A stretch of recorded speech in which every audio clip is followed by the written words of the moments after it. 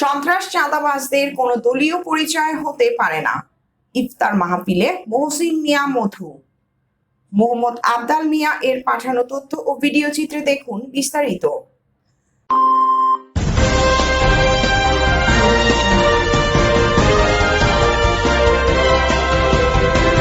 শ্রীমঙ্গলের মির্জাপুর ইউনিয়নে বিএনপি কর্তৃক তারেক রহমানের পক্ষে ইফতার ও দোয়া মাহফিলে বিএনপির নেতা ও সাবেক মেয়র মহসিন মিয়া মধু বলেন, সন্ত্রাস, চাঁদাবাজ, চোরাকারবারি, দখলবাজ, দাঙ্গাবাজ এবং চোর ডাকাতদের কোনো দলীয় পরিচয় হতে পারে না।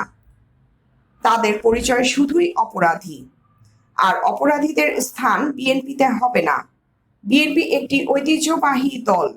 আমাদের দলের ভারপ্রাপ্ত চেয়ারম্যান তারেক রহমান সবসময় বলে আসছেন, নেতাকর্মীদের অসামাজিক কর্মকাণ্ড থেকে নিজেদের দূরে রাখতে এবং মানুষের কল্যাণে কাজ করে যেতে।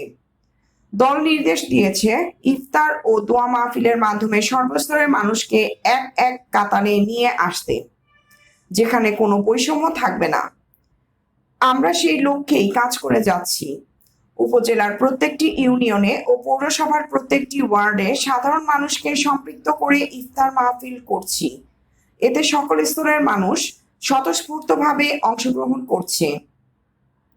সোমবার 10 মার্চ শ্রীমঙ্গল মির্জাপুর ইউনিয়নে বিএনপির ভারপ্রাপ্ত চেয়ারম্যান তারেক রহমানের পক্ষে ইফতার ও দোয়া মাহফিলে দলীয় নেতাকর্মী ও উপস্থিত সকলের উদ্দেশ্যে প্রধান অতিথি হিসেবে উপস্থিত থেকে এমন বক্তব্য রাখেন শ্রীমঙ্গল পৌরসভার সাবেক মেয়র, মৌলভীবাজার জেলা বিএনপির আহ্বায়ক কমিটির সদস্য, ন্যাশনাল টি কোম্পানির পরিচালক মোহাম্মদ মহসিন মিয়া মধু।